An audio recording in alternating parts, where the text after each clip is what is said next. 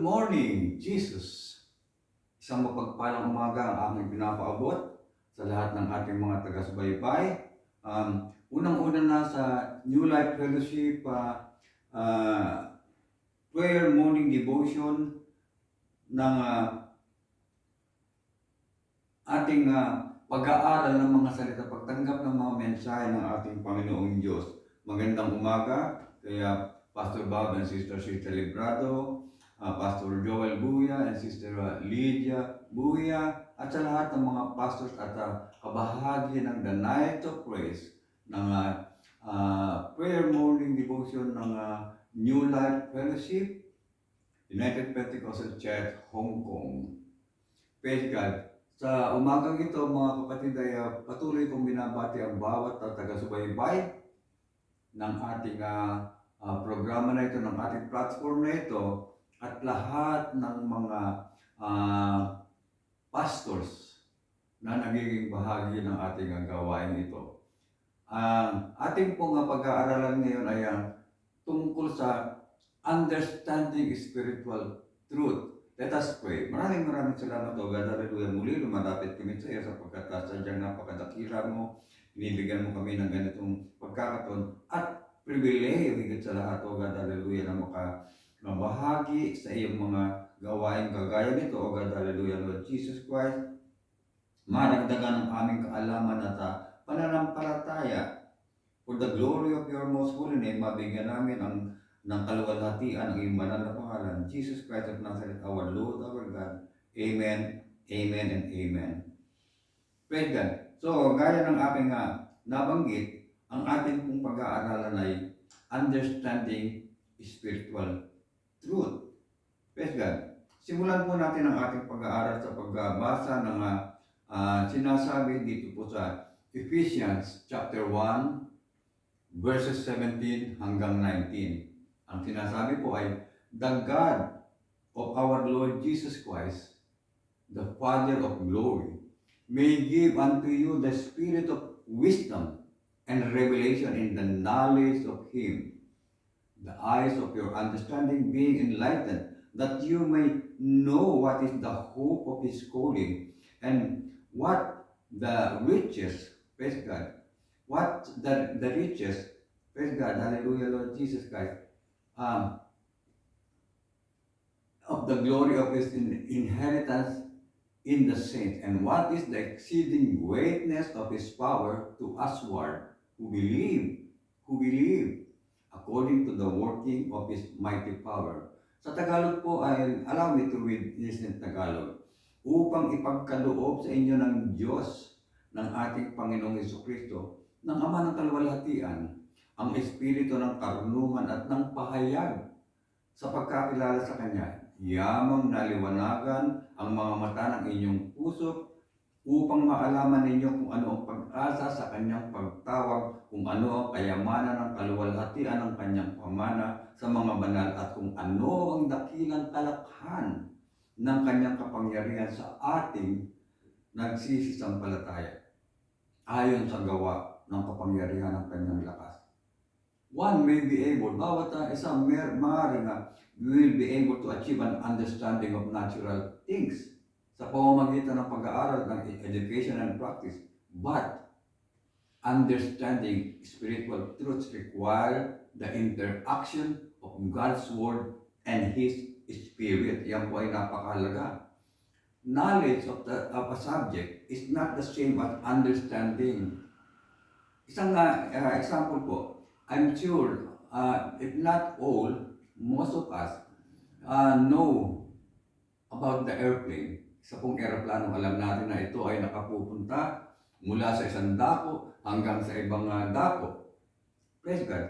Subalit, hindi natin basta-basta kayang maipaliwanag kung paano itong nakakalipad.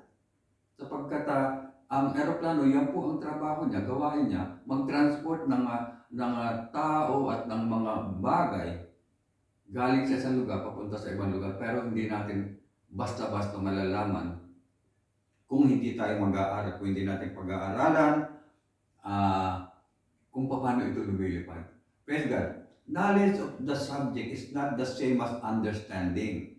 Learning begins with awareness and ascends to the level of internalizing the truth and making it part of one's personality. Now, the goal of the gospel is not only to make a person aware of the truth, ano ang mahalaga, but to become personally transformed by the power of that truth, as written in Romans 1:16. Kaya naman, yung communication po ng gospel must be a divine human encounter. The Holy Spirit is always involved in authentic Christian learning because it is the spirit of wisdom and revelation. It is the Holy Spirit that imparts and discloses information regarding the things of God. Gaya ng sinasabi sa Psalms 116:26 to 27 ng New King James Version. The psalmist understood when he prayed, "Teach me your statutes. Make me understand the way of your precepts."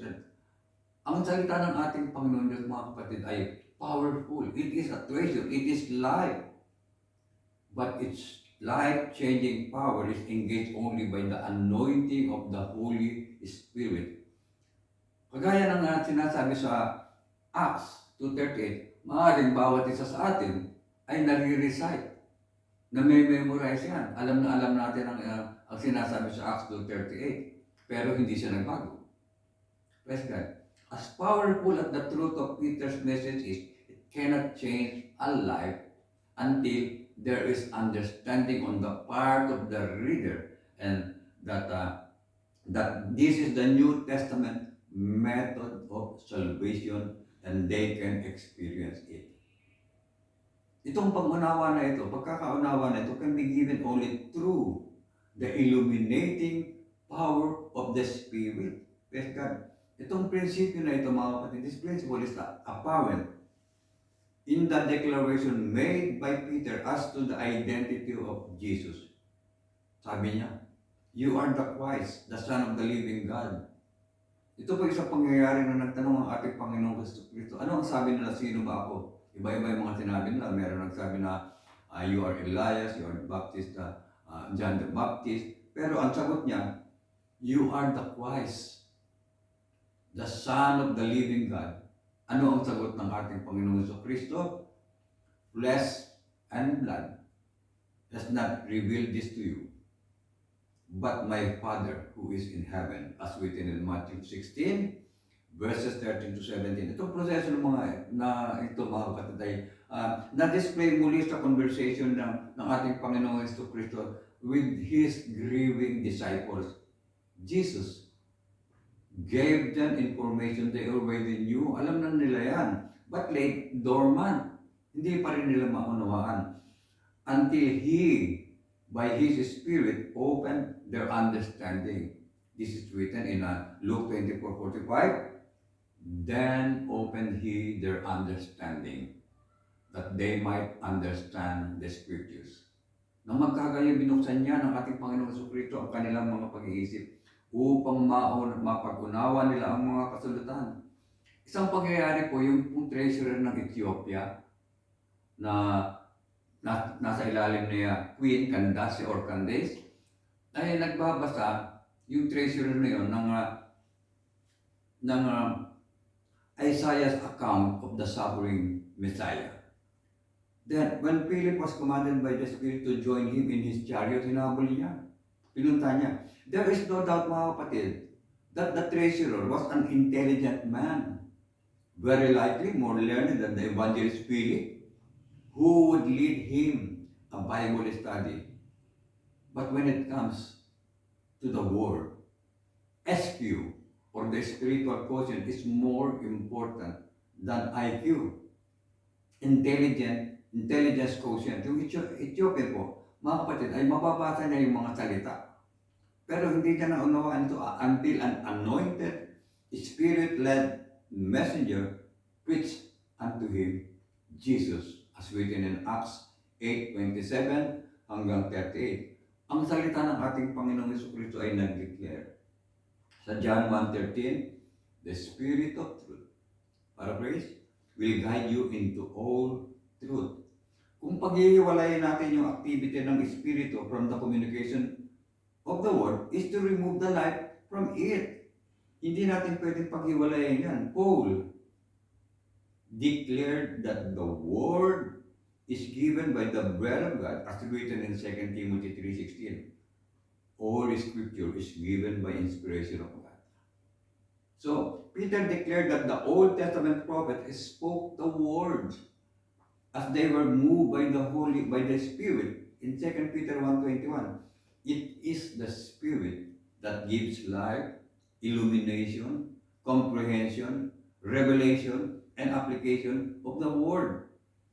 Ang Espiritu po ang nagbibigay ng buhay, ng kaliwanagan, ng kaunawaan, at pagpapahayag and application of the Word. Ano man ang mensahe ng ating Panginoong Diyos na tinatanggap natin sa pamamagitan ng ating mga ganitong mga pagkakatipon, kailangan yung application of the Word ng salita.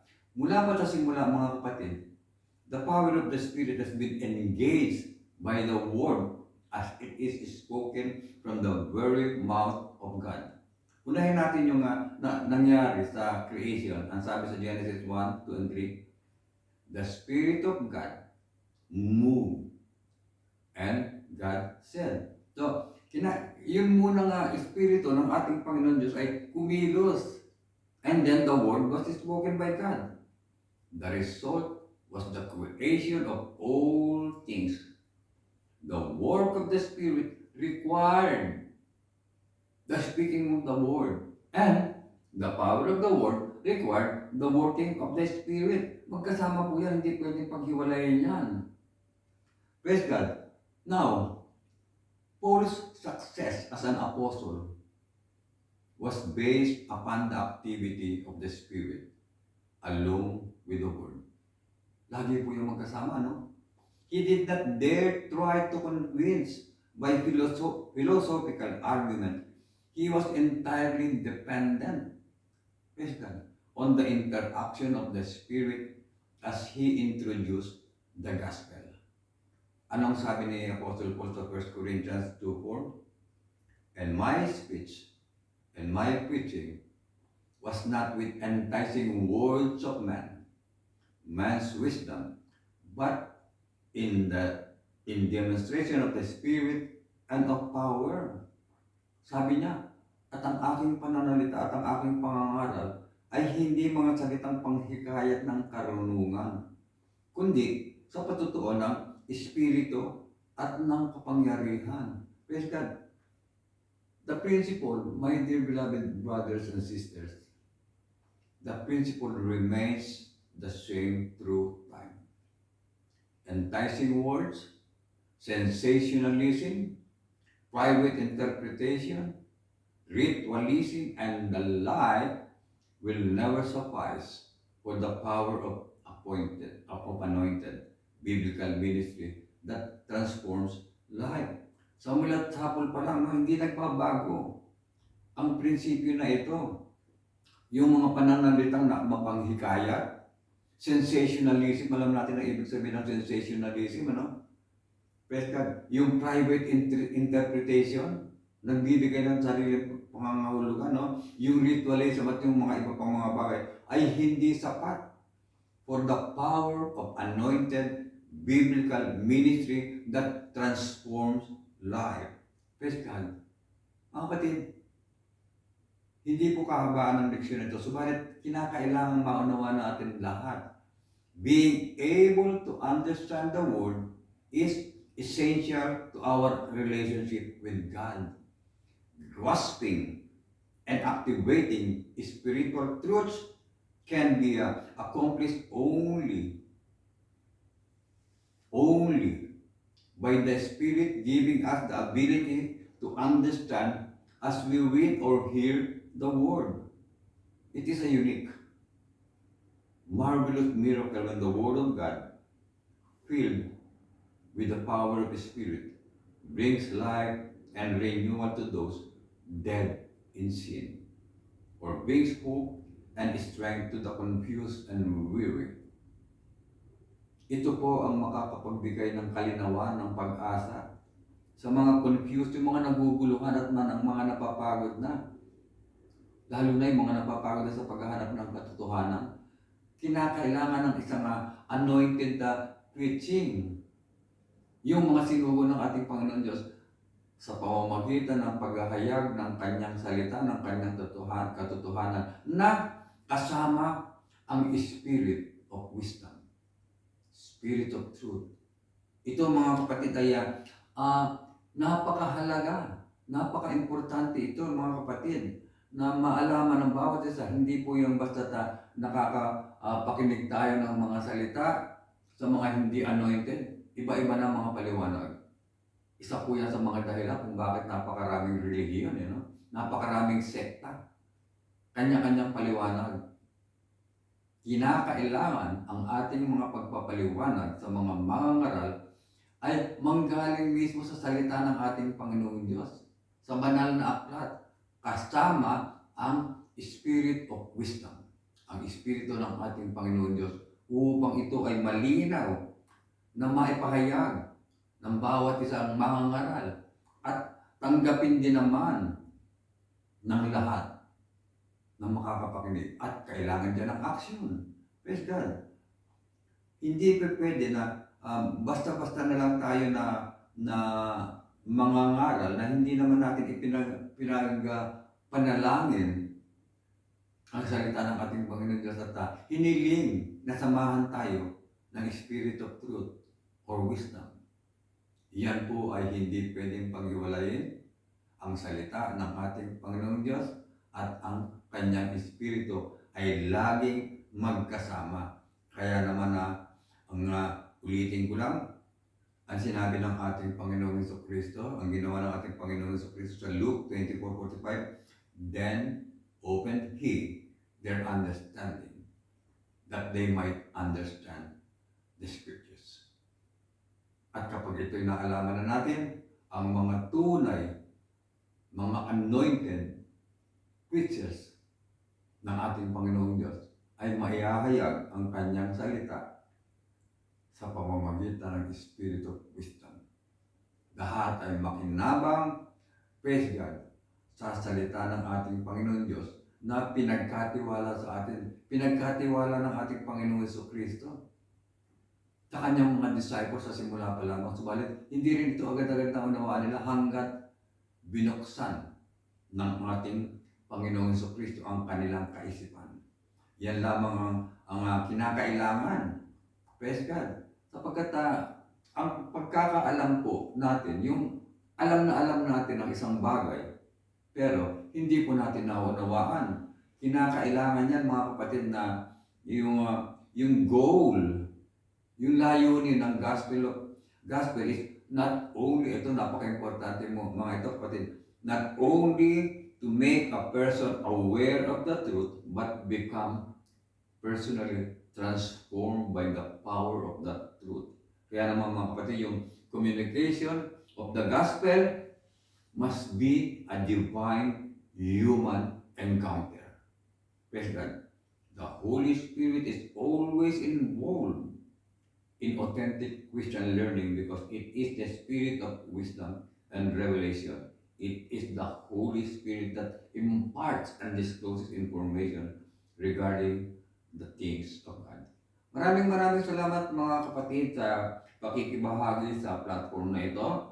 Let us pray. Lord Jesus, maraming salamat sa iyong salita sa aming mga narinig ngayon sa araw na ito.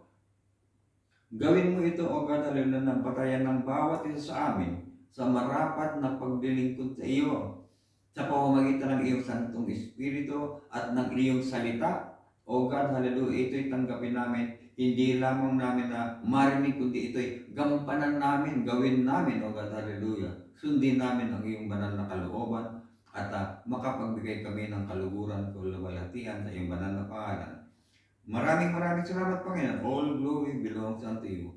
So mga kapatid, minsan pa ay binabati ko ang lahat ng isang mapagpalang umaga at aking inaanyayahan ang lahat na sa tuwi-tuwi na ay lumahok tayo sa mga ganitong gawain ng ating Panginoong Diyos na sumama sa mga ganitong uri ng paglilingkod, ng pag-aaral sa salita ng ating Panginoong Diyos sa ating kapakinabangan at upang madagdagan ang ating pananampalataya for our benefit, for the benefit of our souls, and for the glory of God, our Lord Jesus Christ.